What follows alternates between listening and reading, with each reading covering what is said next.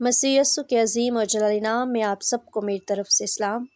ہم آج زبور نمبر 14 پڑھیں گے۔ احمق نے اپنے دل میں کہا کہ کوئی خدا نہیں، وہ بگڑ گئے، انہوں نے نفرت انگیز کام کیے ہیں، کوئی نیکوکار نہیں۔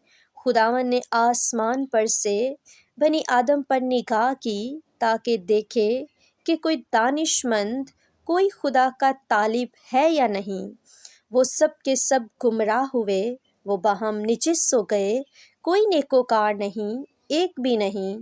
کیا ان سب بد کرداروں کو کچھ علم نہیں، جو میرے لوگوں کو ایسے کھا جاتے ہیں جیسے روٹی، اور خداوند کا نام نہیں لیتے؟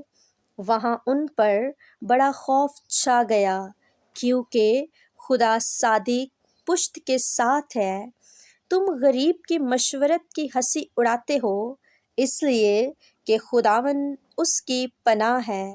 کاش کہ اسرائیل کی نجات صیون میں سے ہوتی، جب خداوند اپنے لوگوں کو اسیری سے لٹا لائے گا، تو یعقوب خوش اور اسرائیل شادمان ہوگا۔ آمین۔